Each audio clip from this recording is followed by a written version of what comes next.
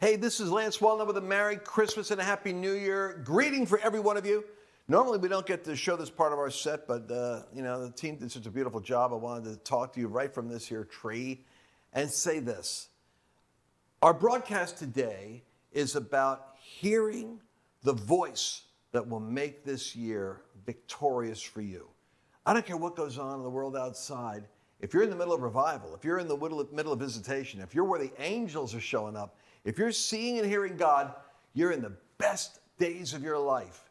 And we got to start redefining our happiness based upon being in the middle of where God's at and not having everything go the way we want in the world around us. Because in the world, you're going to have tribulation.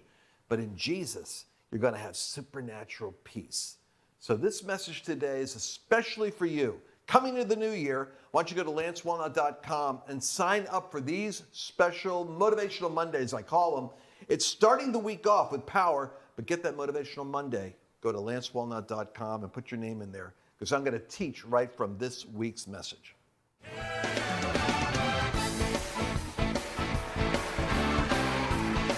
Oh, the weather outside is frightful, but the fire is so delightful. I think that's how the lyrics go. We have this seasonal cold snap coming through, but don't worry about it, because it's really going to be a great year for you. And sending my greetings to you on this new year from the office here in Dallas with Washington behind me. I'm thinking of changing this backdrop, by the way. I'm tired of seeing the Capitol up there. We need to have something else. I don't know what it's going to be yet. You can send me your suggestions for the backdrop I need to have and send it to Mercedes. Where can they send it? Then go to asklancenow.com and send what they think should be behind you. What should be behind me? Now, you'll notice someone sitting next to Mercedes. You know, for a period of time, we all got to know Jonathan. Jonathan was a part of our show. He even had his Jonathan hat on. But Jonathan, we encouraged to go to law school so that he could protect all of us in the future. And so Jonathan is at law school. Melody is now Jonathan's in Jonathan's chair. And now Melody has proven to be the Jonathan we need. So every David needs a Jonathan, and we've got our Jonathan Melody. Mm-hmm. In my heart, there is a melody. You guys remember that song? There is a melody, there is a melody. In my heart, there is a melody of love. Is that a Christian hymn? I don't know, but what I think is hilarious is for as long as I've known both Melody and you, since the first time I met Melody, when she was standing in your kitchen on the counter, doing odds and ends around the house for Annabelle, anytime you walk through the room, you sing that song. If Melody's around, it's like a trigger, and you will sing that song. And I always look at Melody, and I'm like, has he sung it yet? And I always think it's the first time I've done it. But Melody, this can't be the first time you've heard that song. You know, my mom sang that to me when I was a baby, so it kind of takes me back. Wow. Oh. It was on the birth announcement. What? Yeah. Wow. There's like something prophetic about that then, Yeah. Melody. That is so sweet. Well, In my heart. it's in my heart. There is a melody. Now, Melody, tell the folks out there what it is that you do, because I was trying to give you job functions that Mercedes refused to let you have a minute ago. We always had a pre-programmed fight over, I want Melody to be able to get news from you guys to tell me what's going on out there and what you want me to talk about and what questions you have and what you like. And like I'm asking you now about the backdrop. And I was instructed that we actually have other people that do that. And you go to Ask Lance Now or Ask Dr. Lance. AskLanceNow.com will take you to both Claire and Sherry, who do that full-time, 40 hours a week. They're here for you. Melody graduated after Jonathan left from our amazing customer support team and was promoted to being your personal executive assistant. And a PA, personal assistant. It's not really personal. It's more It's of an executive assistant. Well, is this like one of those millennial things you were reading me yesterday about words I can't use anymore? No, see, I think personal assistant is more like we'll go get your laundry and get you coffee. Jonathan never got my laundry. Exactly. I think executive assistant's like I handle your schedule. I'm approving things. Those types of things. The things that Melody does. Yes? Basically, I would say, my My role is mostly administrative as far as, taking care of Lance's calendar, if people want to book him for an event. I do handle that communication. I also send product to events ahead of time. I've worn a lot of hats here, so I also Have done laundry and gotten the coffee. That's a long time ago. Evidently. But she also does all of our graphic emails that go out, like anytime we do a sale. And then also she coordinates with you to get out our weekly emails. Oh, that's there you go. Thank you for that, ladies and gentlemen. It's a very important point. We're doing the show today on the word of the Lord for this particular week and season. Melody scours my blogs. I used to write. I think I wrote. I got lazy, I think, when video came out because video had more views than blogs. So I was doing more videos. But then what happened was I stopped writing. And my writing forced me to be a little bit more devotionally focused and spiritually targeted. And I think that, in a sense, you lose some of that discipline when you're doing visual and verbal media because it doesn't have to be as precise. But writing does. And so Melody picks the best that she thinks is in the blog world that I've done from years ago. But because they're so evergreen, I mean, my gosh, we're reading a book that, New Testament is 2,000 years old, and it speaks like we're trying to figure out its predictions for this year. So it's always relevant if the Spirit of God is in it. But I'll tell you what happened. It was, it was Gideon and Rhonda? Rhonda Lapp. Yeah, Gideon Rhonda. So Rhonda sends me a text, and she goes, "That was probably one of the best words you've ever given on a subject." And I go, of course, I'm thinking broadcast. I go, "Which one?" And she sends me an email that Melody had basically pulled out of the archives and refined and sent. And so she said, "This has really been, for me, the word of the Lord. It's more than anything else you've done." And I didn't know what it was. And so I read it, and get this. I read it and got convicted and clarity, which means the Spirit of God was in it when I wrote it because it's tuning me up as I read it.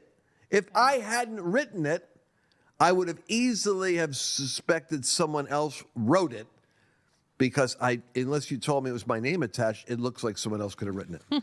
Let's get into the teaching, though, because I feel like people are not going to make it this far into the broadcast. If you listen, you know what? If you left the broadcast by now, you won't be listening to me. Actually, we should give something away to all the people who made it this far into the broadcast. As a matter of fact, we are. They were all too busy to make it this far into the broadcast. This is like the underground church stories I heard growing up, where they would get up and they'd say, "By the way, or whatever." They make some announcement about the Secret Service is in the meeting and they're watching us. And so if at this point you're uncomfortable, you should go. And then a bunch of people look around nervously and leave. And then after they left, they go, "Okay, now we're ready for the real meeting." Because they only want the real people there. So for the three of you that are still watching, I want to send you cookies from Melody. Melody, will you send us some cookies?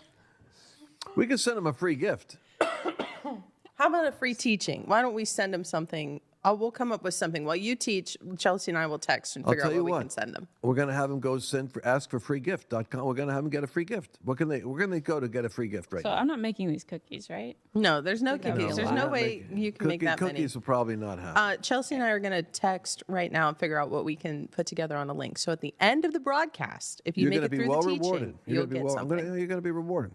All right. The devil knows your weakness, and if given the opportunity, he will set you up to fail. That's why the verse, "make no provision for the flesh," is so important. If you have a problem with chocolate, don't take a job at the Hershey Chocolate Factory. Some sins you overcome by simply getting the heck away from them.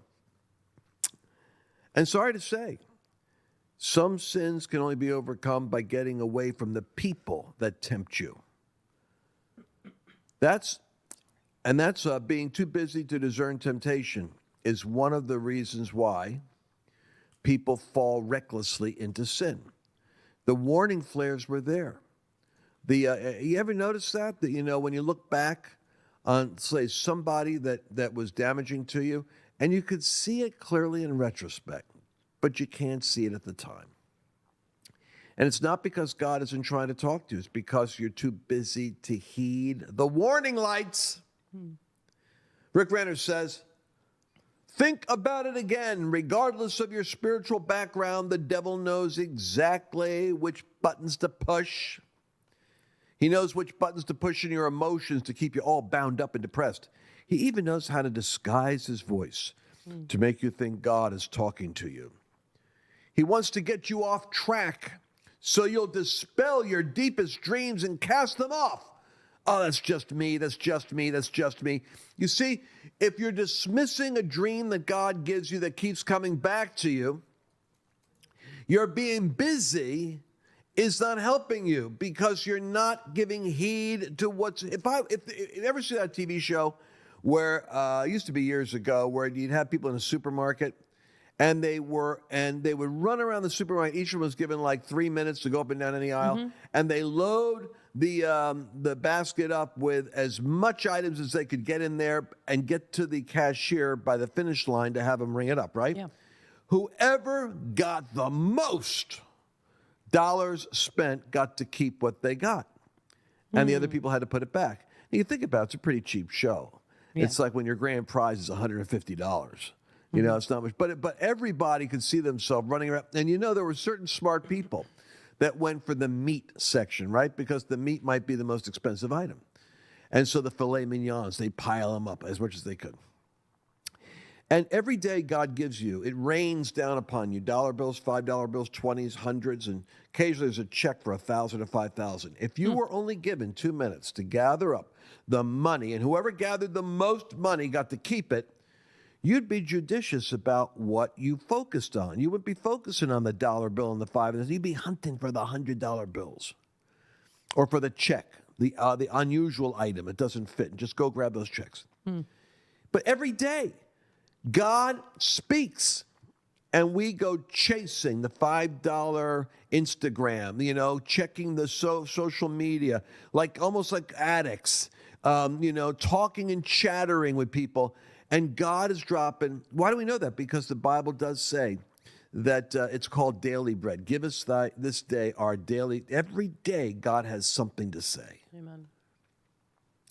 So what if God gives you a dream? You know how this podcast happened? Mercedes is smart about this. I will say this. He's smart about a lot of things, but this is the one area I'm going to acknowledge. That's so nice. Thank you. Smart about a lot of things. Not everything, by the way. Like, for instance, and there's a 1,000 critical cuts parent, of busy. but go ahead. All right. No, she's really good at this. I said to her, I want to do podcasts. I want to do remember this was like 2 years ago. I said I want to do we were doing like Real America's Voice at the time, radio stuff, and I was doing some I might have even been doing like TV stuff now and then. But I kept on saying, I really want to do podcasts. And I was slow getting into podcasting because I thought it was a young people's thing. I was always told, you want to reach young people, they're doing podcasts. I thought, no, my people are older people anyway. They're on Facebook. But Mercedes stopped me one day and she said to someone, you know what? I'm going to look into this podcasting thing because I know Lance. I let him come up with the idea, and if it's him, he'll go to another idea. But if it's God, it keeps coming back to him. And after he repeats, he's been saying he wants to do this for months now, so we're going to look into it. So she knew that if the idea was from me, it would be a flash in the pan, and I generate a lot of ideas because my gift is ideation. That's the one thing I want to throw in there is that you are a forever creator. And so, because it can sound like it's like I'm limiting you in some way, but the reality is when you work with Lance, Lance has 5 ideas every single day, and they all sound like really interesting ideas, but trying to sift through, okay, what's a good idea, what's a bad idea, but then what's a God idea? And so the one way that if you have a creator in your life, the one way I've kind of noticed that is that it does come up repeatedly in some sort of pattern. So there's certain things like that, and that's why we decided to figure all this out. That's why we're doing this right now. So what I want to say to you is, to reel this back in, don't lose the $100 bills because they'll keep on falling. And so you didn't pick it up today, but look tomorrow. Because if it's God, there's going to be a repeat of the impression, the idea, the vision. Have you ever had it that somebody's on your mind and you need to call them? Someone's in your mind, you need to call them. This happened to me yesterday with Annabelle. Oh, yeah, it was actually Al Hartman. So Al Hartman's a friend of mine. I haven't talked to Al in like a year, it seems. And it's on my mind. Call Al, call Al, call Al. And then I overhear Melody coming out and saying, well, Al Hartman called. It's like, I wish I called him first because I was on his mind. He had to pursue me to call me for something. So here's the point. I believe this year, if you will not let the pace of life drive you, but create the margins, the space on purpose where you're looking to cultivate and curate the impression that God is giving you, the still small voice of God is talking. And Rick Renner says, if the devil can push your buttons with certain subjects that get you on an emotional, we all know, you ever have a spouse or someone that's in your family, you know how to trigger them? All you got to do is bring up this or bring up that, and it's like pushing, boom, off they go. And the devil knows how to do that. The devil knows how to do that. He wants to get you off track, and those dreams that you have that are coming back to you, you'll keep dismissing them because you won't recognize the repetition and the consistency of the idea might be God calling you to pursue it. So, next paragraph, that's being smart. It's slowing down out of busy and getting re-grounded in the spirit. Now, here's a major key. How do I sensitize myself to be able to find that sound of God? Well, imagine if, when I use $100 bills, these store owners got these markers and they mark the paper to see what the response is. Mm-hmm. Sometimes they hold them up because there's a certain... Suppose that you had these goggles you could put on, and you could see an ultraviolet stripe put on the currencies that you're supposed to pay attention to. If you had the lights out and you had those goggles on, you could remove the distraction by finding just the marked bills God has for you. There's a way to do that in the Spirit. Jesus said, my words are spirit and they are life. John 6:63. My words are spirit. Please hear me on this. This is technology. God's words here are in some way infused with the divine breath of God in a way that's unique from all the other books I've got on my bookshelves. I've got 20,000 books. Something in here has the breath of God in it. Jesus said, my words are spirit and they are life. But more than that, he says, if you abide in me and my words abide in you, which means if you memorize them, if you read them, if you meditate upon them, they get into your spirit. They get into the deepest part of your design, because your spirit, soul, and body. Your soul is where your mind is. Your soul is where your emotions are. Your soul is where the faculty of choice resides. But your spirit is the intuitive sensing of the realm of God and the intuition of things God is speaking and things to come. It's the realm of communion with the Spirit of God. And I say that because Jesus says, my words are spirit and they are life. My words are like manna you can eat. You can literally take in those words and they produce for your spirit night vision, heightened sensitivity, a greater sense of discerning of what God is saying. Don't make the mistake of feeding your body 3 meals a day, or as Kenneth Hagin would say, you're feeding your body and your soul, on you're feeding your body 3 meals a day. Oh yeah, I got it right here. Don't make the mistake of feeding your body 3 meals a day, hunting for fresh, organic this and that, while forcing your spirit man to subsist on dry crackers and motivational quotes from your favorite preacher book. Your spirit man, the inner man, has to be fed daily. Brother Hagin would say, words of faith come by the Spirit of God, and you can't feed your spirit man crackers and expect to have nuclear power. You've got to actually, your diet will determine your destiny. Mm-hmm. Give us this day our daily bread has to be referring to food and revelation, because Jesus said, man shall not live by bread alone, but by every word that proceeds from the mouth of God. What is proceeds? It's the word in Greek for emotion coming towards you. It literally means God's word has a power coming towards you every day, and you live by what proceeds from the mouth. God's got something to say. My meat is to do the will of him that sent me. His word is meat, his word is bread, and it feeds your spirit. This is daily revelation food sent from God to you to feed your spirit. There is daily revelation. It might be subtle. It might be simple. Well, the other day, the Lord spoke one thing to me. I was thinking about how much growth I really need, how much sanctification I really need, how much I still lack, and I need to pray more, I need to fast, and you can make a list of things that you're not doing, that you really think you need to do. And the Lord has quickened to me one thought. And it was a revelation in just a thought. I can hardly put it into words, but it was simple. And it was, it's possible, and it's not hard to just please me. And suddenly the verse come up about where Paul says, that you might know how to please God. And that I realized that the greatest thing I want isn't revelation. It's just to know that I'm pleasing to God. That we could have the ability. I mean, the dreadful judge of the universe that has power to send you to hell is someone whose relationship you should be interested in. And it's not hard to please him. And then the next verse that came to my mind was, my yoke is easy, my burden's light.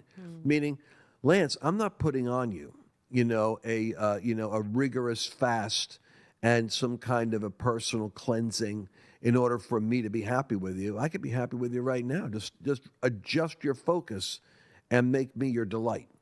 And it's not that you're not that far from really getting my smile. Okay.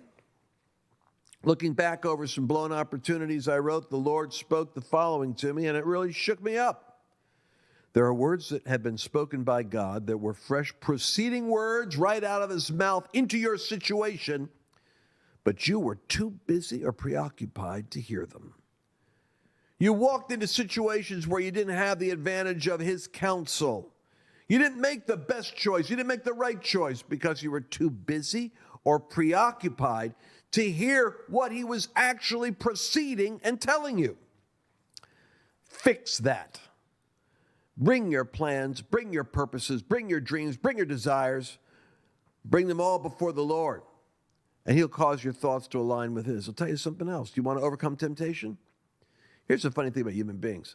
We actually think God isn't looking and God isn't knowing what's going on in your head. God knows.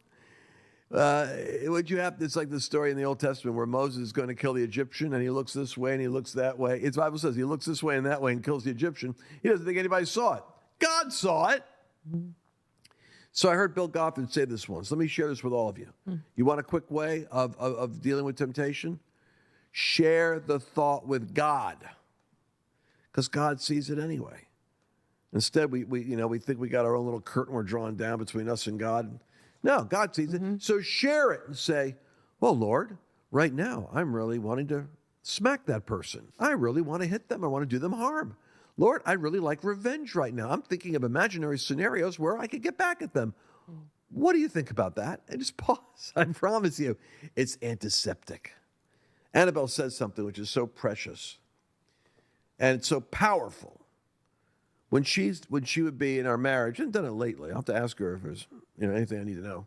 But she would say, there's some thoughts I've had, and what I find is when I share them with you, they dissipate or evaporate. So she'd be struggling with something, and then when she shares it, brings it to the light, it evaporates. And she said, actually, it's, the problem for me is almost half beat the moment I take it from dark to light and talk to someone about it. That's where you need a friend. You don't need a friend that's going to go tattling and talking about things. You want someone where you share it, it dissipates. It loses all of its ghastly proportion and menace because you put it out there. And then when you say it, oh, heck, it doesn't sound that menacing when I say it. Because it's in the unconscious, unarticulated realm. The devil's doing war with you. Listen to me again. I want to read it to you. Bring your plans before the Lord, and he will cause your thoughts to align with his. I got 29 seconds. Watch this. Go back to the presence. Go back to the preceding words that come from his mouth. Go back to his face. That's how you find his mouth. Don't just seek an insight or wisdom. Seek the face of God. When you find his face, you're going to hear his mouth speak. That's how you go to access the proceeding word. So you just got to have the habit of eating every day. It's called reading the Bible in a place where you're undistracted and can give your devotional energy to it. Discover what heaven has for you today. And if you'll do this or just feed your spirit, your discerning will go up 1,000%. You'll discern God in the midst of the noise, and you'll make better decisions because your spirit is always right. Your soul will get you wrong. And if you want to get more of these powerful, do we do these weekly, Melody? Yes, we do. Every week. I want to read them myself. You want to go to where? LanceWallnau.com and sign up. Put your name and address in there, email address, and we're going to send these to you every week. I want you to be able to get them. I think I might call them Lance's Power-Ups or some kind of Lance's PowerPoints, or I'm going to give them some kind of a name. Right now we call them Motivational Mondays. But Motivational Monday. that's us. Well, that's cool. Yeah. I like that, Motivational Monday. Can I get a couple things in, though, before you land the plane officially? I can. I just saw the countdown clock. I got nervous. Go I know ahead. the plane's landing, and I got to get this in. So we did tell everybody at the 20-minute mark that we would give something away at the end of the broadcast. So I want to make sure we honor that. We've decided to give away level 10 secrets. So if you were to buy this on the website, it's $295. So hopefully you're not mad I'm giving that away. But it's level 10 secrets, and you can go to lancewallnau.com/level 10 secrets and put your email in and your name in, and it will be sent to you in about 2 to 3 minutes. So enjoy. $295, and you're getting it for free. I figure because it's when you talk about power-ups, they're bite-size, all the P's on the level 10 graph. They are. And it thought for the new year it would be good, and we're talking about like dreaming with God. I love it. I love it. Matter of fact, I think we ought to do this. We ought to focus on this for a couple of broadcasts, which is those putting those P's in alignment. So, for instance, what is your sense of God's purpose now that you're proceeding with God into the new year? What's your sense of the plan to get there? Melody, thanks for joining us in the program. Thanks for having me. And people look forward now they got a face with a name. I'm Mercedes. Always great to have you on. Yeah, Melody comes to a lot of events too. When you speak places, she'll normally do the product table. People confuse Melody and I sometimes. Like, are you Melody? And they'll ask her, are you Mercedes? Oh, wow. It's confusing. But I'm the blonde and then Melody's the brunette. Well, and nobody ever confuses me with either of you. Thank God for that, because I'm Lance and I'm neither a blonde or a brunette. But I look forward to seeing you all tomorrow, because this is a great week and a great time to be alive. And I hope you got something out of this. If you really got something out of this, then sign up right now. So every week you could have this kind of a quality of spiritual infusion into your life. So I'll tell you what, it convicted and challenged me. And I believe that I'm going to be reading my own writings from the past. It's like letters to the future self. You know, I wrote this years ago, and I'm reading it now and getting convicted. This is when it's born of the Spirit. And we'll see you tomorrow. Have a happy, happy, happy New Year. Did you enjoy this latest episode? Please remember to share it with your friends.